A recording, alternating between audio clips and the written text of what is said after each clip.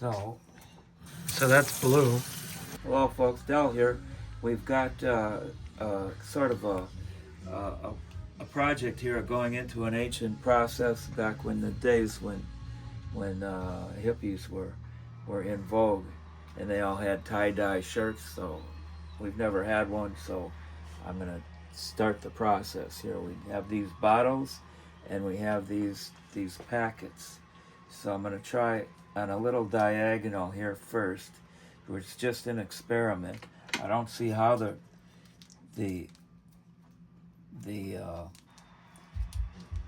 this is gonna get in there. I don't think we're not doing too good so far. So we got a funnel now. There we got most of the contents of the little packet.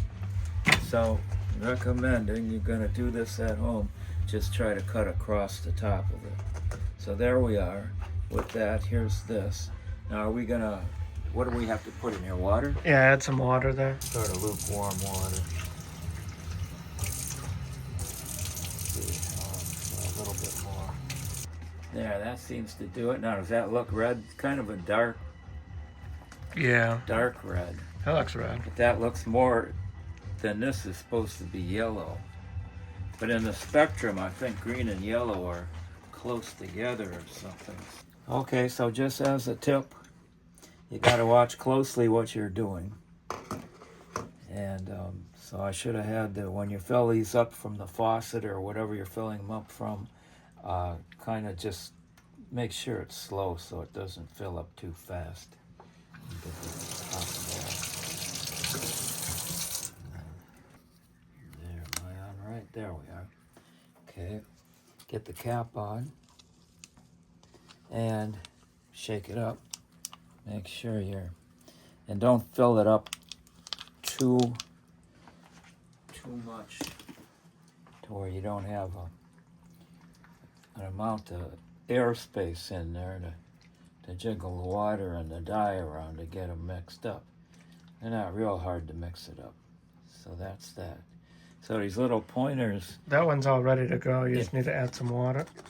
If you want, I think we're going to do, and about like that is plenty.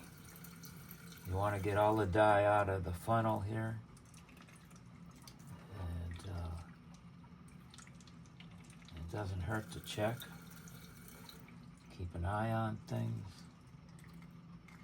So if you know all this stuff in the beginning, then you can be less messy and more professional looking. But I suppose the end result is you get the dye in the where it's in the containers here, where it's the applicators where it's supposed to be.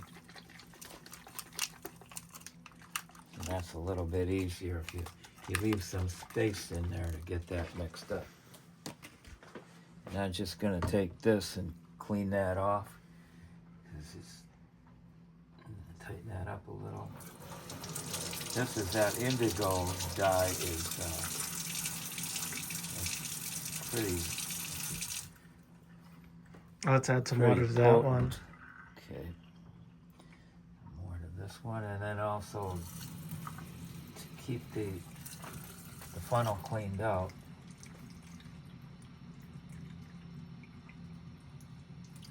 Yep. Okay. That fills up pretty quick, even with keep the funnel clean. It fills up pretty quick, even with oh, there it is. Okay. Even with the faucet going slow, so you can't really do this too slow. And keep your eye on the details. So we've got 8 colors, and I don't know, to me 4 of them look the same and 2 look kind of the same, and they're different there. And then these 4 here look kind of the same, but the packets that we took them from didn't say the same thing, so they're supposedly different colors. And then here, what I wanted to do is leave a space so that it's easier to mix it up. you fill it to the top. It's and then remind to keep your funnel clean. But here it is. We've got the 8 colors. I don't know if they're all lined up where you can see them. We got lime, we got red, we got looks like indigo, but they're calling it blue, and so that's the I don't know if that's the way they used to do this in Haight-Ashbury in 1967, but that's the way we're doing it here now. Looks like the kind of thing that might be better as we go. I know that the mixing and everything would go better now that I got an idea of what to do. But so step number 2, we got a shirt, but it's black, and the instructions say to use a lighter color. Mm-hmm. So we'll have to figure that out. Okay.